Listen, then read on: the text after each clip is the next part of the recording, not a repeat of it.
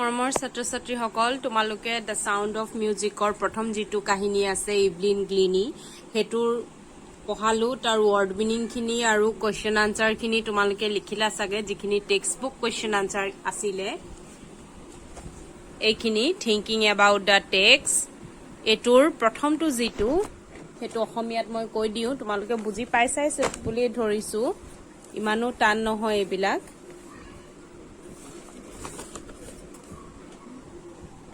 প্ৰথম যিটো প্ৰশ্ন আছিলে হে প্ৰথমটো সুধিছে How old was Evelyn when she went to the Royal Academy of Music? Royal Academy of Music অনুষ্ঠানলৈ যোৱাৰ আগতে ইভলিনৰ বয়স কিমান আছিলে এটো হল ইভলিন was 17 years old হলনে দুই নম্বৰটো সুধিছে When was her deafness first noticed?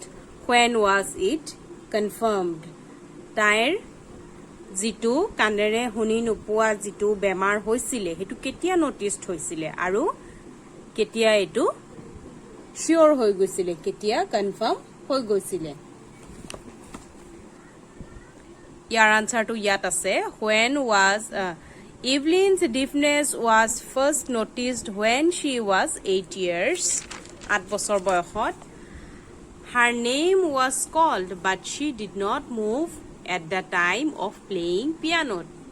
Piano যেতিয়া প্লে কৰি আছিল তেতিয়া তাইৰ নামটো মতা হৈছিল কিন্তু তাই নামটো মাতা সত্ত্বেও তাই লৰচৰ কৰা নাছিল কোনো মুভ কৰা নাছিল তেতিয়াই মাকে ধৰিব পাৰিছিল যে তাইৰ কাণৰখন কিবা এটা হৈছে Her deafness was confirmed when she was taken to specialist at the age of 11. 11 বছৰ বয়সত তাইক যেতিয়া স্পেশালিস্ট কানৰ ডক্টৰ ওচৰলৈ লৈ যোৱা হল তেতিয়া তাইৰ যিটো ডিফনেস কলা যিটো বেমাৰ হে কলা বেমাৰটো শিওৰ হৈ গল মানে কনফাৰ্ম হৈ গল এটা দুই নম্বৰ একটো সুধিছে who help her to continue with music গানৰ হৈতে কন্টিনিউ কৰিবলৈ তাই কোনে হেল্প কৰিছিল what did he do and say তেওঁ কি কৈছিল আৰু কি কৰিছিল ৰন ফৰ্বছ আছিল এটো আনসাৰটো Ron Forbes helped Evelyn to continue with music. এও সহায় কৰিছিলে Ron Forbes turned two large drums to different notes. তেওঁ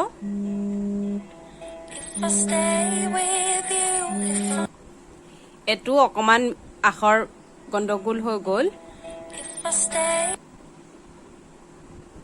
এটো হব টিউনড হব TUNED ঠিক আছে ৰন ফৰ্বছে দুটা ডাঙৰ ড্ৰাম তাইক শিকিবলৈ মানে দিছিলে টু ডিফাৰেন্ট নোটস বেলেগ বেলেগ নোটছত তাইক বজাবলৈ দিছিলে he said her not to listen through her ears আৰু তাইক কৈছিলে যে কানেৰে তুমি শুনিবলৈ চেষ্টা নকৰিবা তুমি হেতু ফিল কৰিবা but try to sense it some other way অলপ বেলেগ ধৰণে তুমি মিউজিকটো সেন্স কৰিবলৈ বুজি পাবলৈ শিকা Forbes repeated the exercise and soon Evelyn could sense certain notes in different parts of her body Forbes তাইক প্ৰেক্টিস কৰোৱাই আছিল আৰু প্ৰেক্টিস কৰোতে কৰোতে তাই কি হল হেখত গৈ শৰীৰৰ বেলেগ বেলেগ অংগবিলাকত মিউজিকটো মানে ফিল কৰিবলৈ ধৰিলে তাৰপিছত দুই নম্বৰটো সুধিছে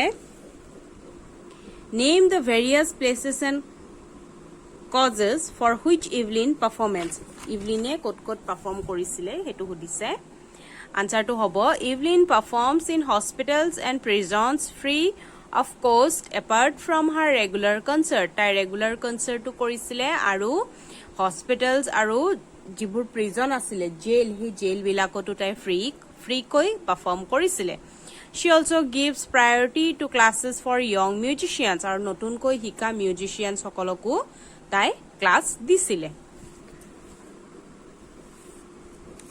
আৰু এইখিনি হেক হৈছে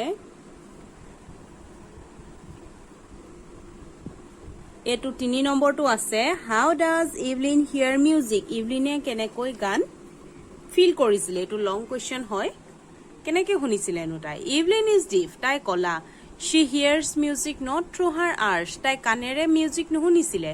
She says that music pours in through every part of her body. তাই কৈছিলে যে মিউজিকটো তাই শৰীৰৰ অংগেদি বৈ গৈছিলে, বৈ যোৱা নিচিনা লাগিছিলে. Music tingles in the skin. তাই স্কিনত টুকুৰিয়াইছিলে মিউজিকে. Her cheekbones, গালৰ হাড়বিলাকত. And even in her, এটো EVEN দেই, even in her hair, তাইৰ চুলিটো তাই মিউজিকটো ফিল কৰিছিলে. What we hear, আমি যিটো শুনো, she feels, তাই ফিল কৰে. She has learned to open her mind and body to sounds and vibration. শব্দ আৰু ভাইব্ৰেশ্যনবোৰ ল'বলৈ তাই কি কৰিছিলে, তাইৰ যিটো মন আৰু শৰীৰ দুইটাই তাই খুলি দিছিলে, মানে অপেন কৰি দিছিলে ফিল কৰিবলৈ. By learning against the drums, তাই ড্ৰামবোৰ যেতিয়া শিকি আছিলে, she can feel resonance flowing into her body. তাই এনেকুৱা লাগিছিলে ড্ৰামৰ যিটো কম্পন, সেই কম্পনিটো তাইৰ শৰীৰেদি বৈ গৈছে. Thus she hears music, আৰু এনেকৈ তাই মিউজিকটো ফিল কৰিছিলে. ইয়াত এডিশনেল কিছুমান কুৱেশ্যন আনচাৰ আছে, লগতে দি দিছিলোঁ, সেইখিনি লিখি ল'বা. আৰু বেলেগ হাতৰ আখৰৰ যে আছে তাতো কিছুমান কুৱেশ্যন আনচাৰ আছে এডিশনেল কৰোৱাও আছে, নকৰোৱাও আছে. কৰোৱাখিনি তোমালোকে দুবাৰকে পাতিব নালাগে, নকৰোৱাখিনি লিখিবা. এইখিনি এডিশনেল হয়. Who wrote the prose, the sound of music? Sound of music-ৰ এইটো কোনে লিখিছিলে? ৰাইটাৰজনৰ নাম, অথৰজনৰ নাম সুধিছে. Name the person who spotted Evelyn's potentials in music. কোনে ইভলিনৰ মিউজিকৰ প্ৰতি যিটো প্ৰতিভা আছে সেই প্ৰতিভাটো উলিয়াইছিলে. তাৰপিছত where did she go with a youth orchestra? কম বয়সীয়া নাট্যদলৰ সৈতে তাই কলৈ গৈছিলে সেইটো সুধিছে. Who asked Evelyn's parents to take her to specialist? কোনে কৈছিলে স্পেচিয়েলিষ্টৰ ওচৰলৈ তাইক নি দেখুৱাবগৈ লাগিব? হেডমিষ্ট্ৰেছে কৈছিলে. ঠিক আছে, কুৱেশ্যন বেংকৰ পৰা তোমালোকক মই পিছত দি দিম, তোমালোকে নিজেও কৰি লৈ মোক দেখুৱাবা. দ্য ফান ডে হেডৰ সেইখিনি কিছুমান দিছিলোঁ কুৱেশ্যন বেংকৰ পৰা কৰি. তোমালোকে যদি কৰবাৰ পৰা গোটাব পাৰিছা তেতিয়াহ'লে লৈ মেলি তোমালোকে কৰি লৈ মোক দেখুৱাবা, আৰু পিছততো মই দিয়েই দিম. ঠিক আছে, এইটো লেচন, এইটো চেপ্টাৰ শেষ হৈ গ'ল, দ্য ইভলিন গ্লিনি. তাৰ পিছৰ যিটো আছে এইটোৰো মিউজিকৰ ওপৰতে আছে. চাউণ্ড অফ মিউজিকৰ পাৰ্ট 2 যিটো, এইটো আছে দ্য শ্বেহনাই অফ বিছমিল্লা খান. বিছমিল্লা খানৰ বিষয়ে আছে. তেওঁ এজন শ্বেহনাই বাদক. শ্বেহনাই এইবোৰ টিভিত তোমালোকে বিয়া বা ভাল তেনেকুৱা উৎসৱ মানে অনুষ্ঠানত বজোৱা শুনিছা. এইটো উত্তৰ ভাৰতৰ ফালে এই শ্বেহনাইটো বেছিকৈ প্লে কৰা হয়. এতিয়া এইটো আমি চাওঁ, শ্বেহনাই ওপৰত আছে এইটো. Emperor Aurangzeb banned the playing of a musical instrument called pungi in the royal residence, for it had a shrill, unpleasant sound. দিল্লীৰ সম্ৰাট ঔৰংজেবে পুংগী নামৰ এটা বাদ্যযন্ত্ৰ বজোৱাটো বেন কৰি দিছিলে, মানে বন্ধ কৰি দিছিলে. কেলে বন্ধ কৰিছিলে? পুংগীটো বজালে এটা মানে বেয়া ধৰণৰ শব্দ হয়, কৰ্কশ আৰু ভাল নলগা এটা চাউণ্ড ওলায় পুংগীটো প্লে কৰিলে. আৰু ৰয়েল ৰেচিডেন্স মানে ৰজাৰ ঘৰত সেইকাৰণে পুংগী বজোৱাটো তেওঁ একদম বন্ধ কৰি দিছিলে, নিষেধ কৰি দিছিলে.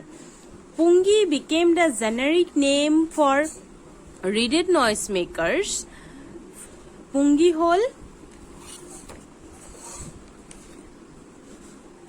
হ'ল বাঁহী জাতীয় বিন্ধা থকা নইজ মেকাৰ্ছ, মানে য'ৰ পৰা শব্দ ওলায় বাঁহীৰ নিচিনা, কিন্তু বাঁহী নহয় দেই.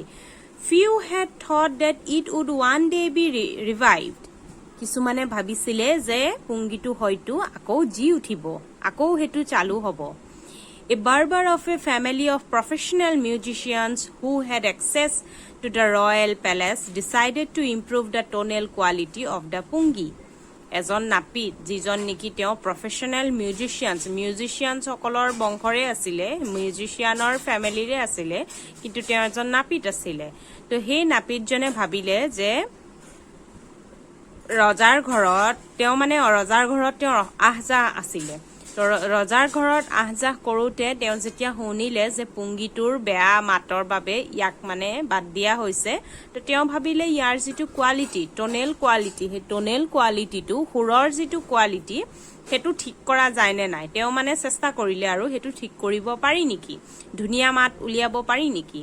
He chose a pipe with a natural hollow stem that was longer and broader than the pungi and made 7 holes on the body of the pipe. তেওঁ কি কৰিলে, এটা পাইপ ললে, নেচুৰেল হলো ষ্টিম মানে ভিতৰখন ফুফুলা, মানে ভিতৰখন খালী, আৰু যিটো নেকি পুংগীতকৈ দীঘলীয়া আছিলে। এইটো চোৱা, পুংগীটো এনেকুৱা ধৰণৰ হয়, বিনটোৰ নিচিনা, কিন্তু তেওঁ এনেকুৱা এটা ললে দীঘলীয়া, আৰু তাত 7টা বিন্ধা কৰিলে দেই। এইটো আছিলে পুংগীটো, বেয়া শব্দ যে হয় বুলি কৈছিলো। এইটো তেওঁ মানে বাৰবাৰজনে, নাপিতজনে এনেকুৱা এটা বস্তু বনালে দীঘলীয়া, আৰু 7টা বিন্ধা কৰিলে।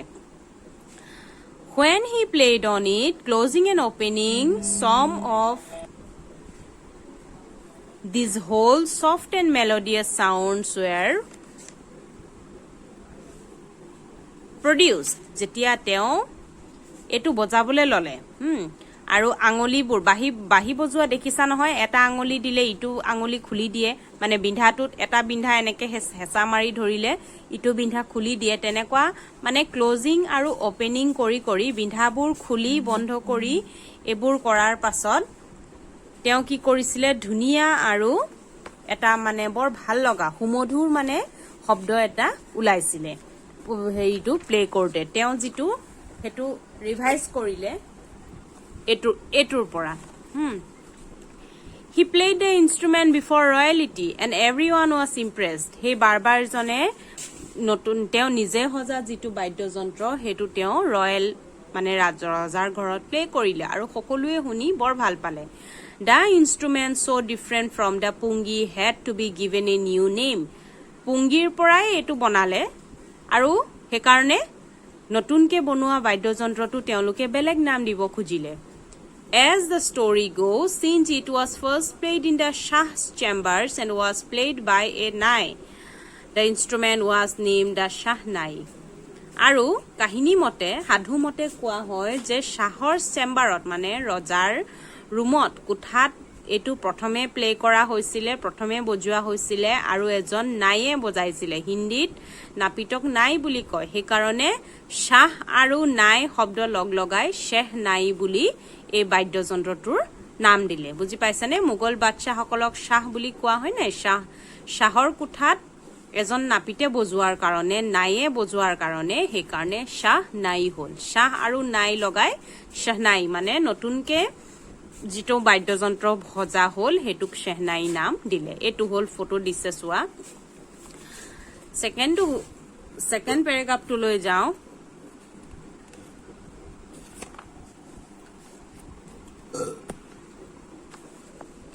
The sound of the Shehnai began to be considered auspicious.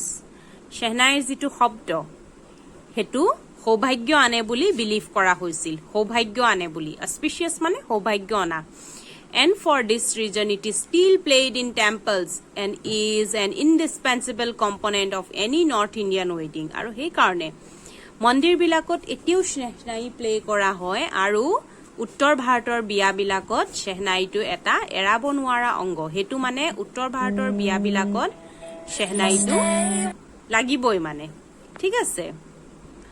In the past, the Shehnai was part of the Naubat or traditional assemble of 9 instruments found at royal courts. আগৰ দিনত কি আছিলে, ৰজাৰ ঘৰত 9টা বাদ্যযন্ত্ৰ ৰখা হৈছিলে। সেই 9টা বাদ্যযন্ত্ৰৰ ভিতৰত শ্বেহনাইটো মানে এটা মুখ্য আছিলে, ঠিক আছে। সেইটোক নৌবত বুলি কৈছে। নৌবত or traditional ensemble, a group of musicians, মানে মিউজিচিয়ানৰ গ্ৰুপ, এছেম্বল মানে মিউজিচিয়ানৰ গ্ৰুপত শ্বেহনাইটোকো মানে ইনক্লুড কৰা হৈছে, সেইটো কথা কৈছে ৰজাৰ ঘৰত, মানে ৰজাৰ ৰাজসভাত।